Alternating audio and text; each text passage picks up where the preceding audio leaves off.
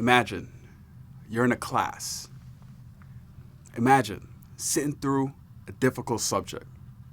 The subject could be math, or it might be a foreign language.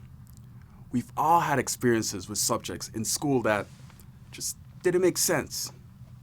We didn't connect to it. Without noticing it, it became part of our identity. I'm just not good at this. But what if it was not about your inherent skills?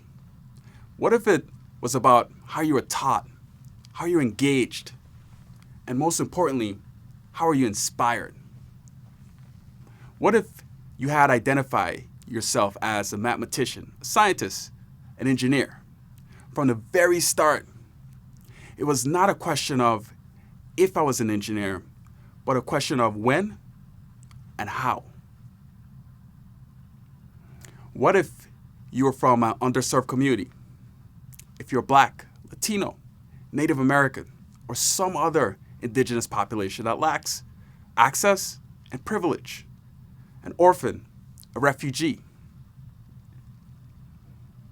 What you see, what you identify with are athletes, musicians, performers who have been highly successful. Only 0.03% of high school players make it to the NBA. The odds are astronomically small. But this is the only path you see. But this vision of success has become part of your cultural identity. So, if you want to create opportunities for these students in technology, let's start to inspire them to see themselves as engineers, technology leaders, and entrepreneurs. Building that identity is one part of the opportunity. We also need to find ways to teach them in a way that is relevant to their environment. Let's take coding, for example. In traditional computer science class, students start by learning the syntax, the rules for coding, and then applying these skills to solve meaningless puzzles.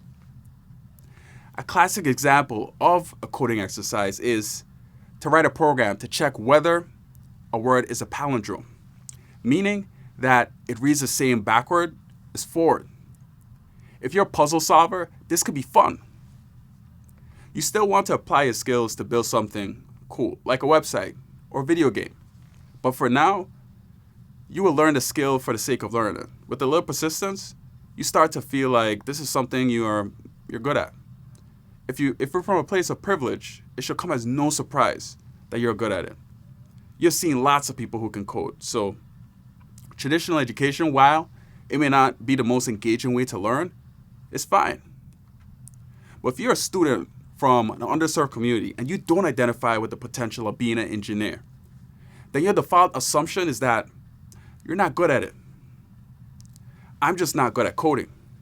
No one I know is good at it.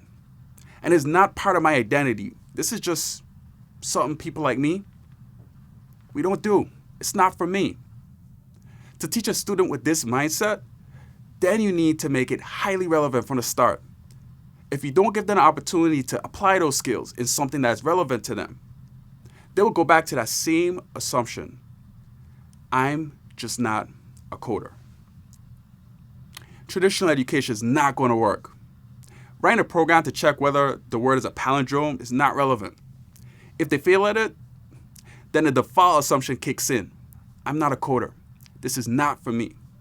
And they disengage. If they are going to learn to code, they need to be engaged immediately in a creative process that is relevant.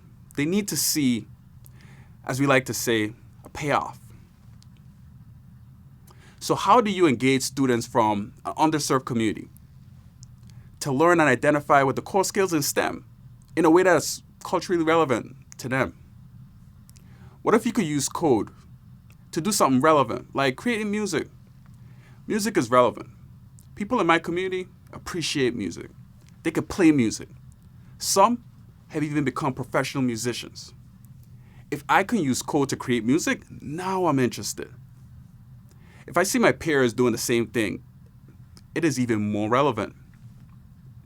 We see this as a huge opportunity. This is exactly what we do with Breakbeat Code.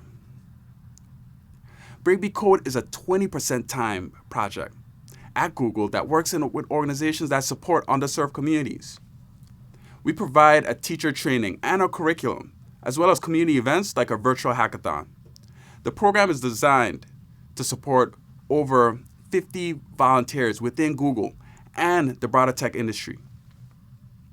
Simply, we teach students how to code and create and collaborate through beat making and music production. Last year, I chose to host an event for my hometown in the Virgin Islands. Damage from 2 deadly hurricanes caused serious challenges the islanders are still recovering from today. The economy relies heavily on tourism, which makes it even more vulnerable to COVID-19. 22% of the population in the Virgin Islands live in poverty.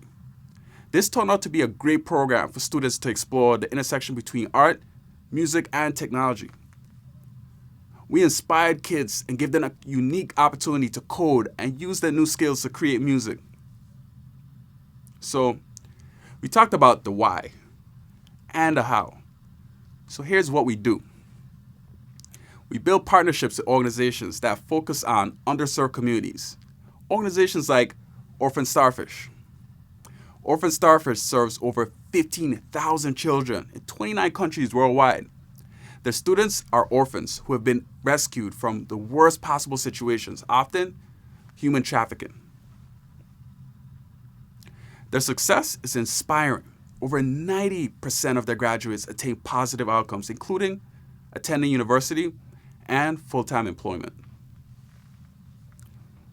This is an amazing organization and a perfect example of a Breakbeat Code partner. In February this year, we co-hosted our first Breakbeat Code virtual hackathon with 35 students from Jamaica, Haiti, and indigenous communities in the US. The hackathon, tech coach volunteers from Google provide an introduction to our curriculum. Most of the students in this curriculum have no prior coding knowledge or experience.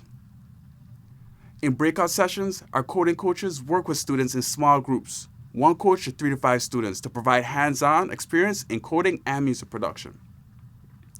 By the end of the hackathon, students have a foundation in coding skills and music theory, and they publish the first music tracks. And after the event, we have a professional DJ that remixes the music for the students, created in a live set.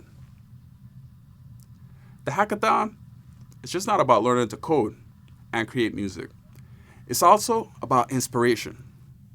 We invite a variety of people from the tech and music industry, including entrepreneurs, professional singers, songwriters, freestyle rappers, DJs, hip-hop artists, and artist engineers from Google.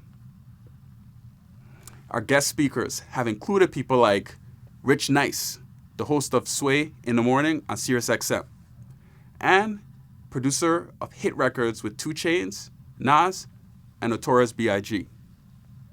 People like songwriter, Broadway star from Hamilton, Sydney Winters.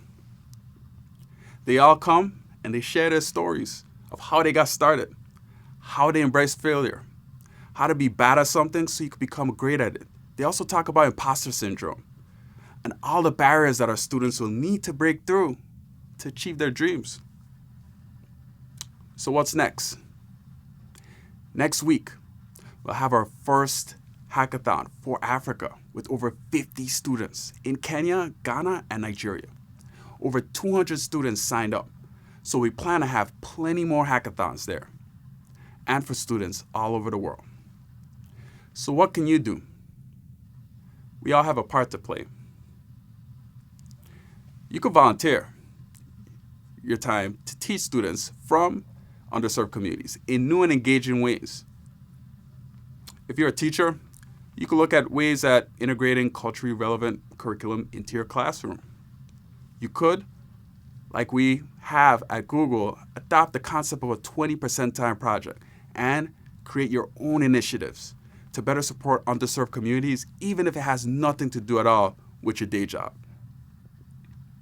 So I'll leave you with this question. What part do you want to play? how can you inspire students in underserved communities to become the next generation of leaders, engineers, and entrepreneurs?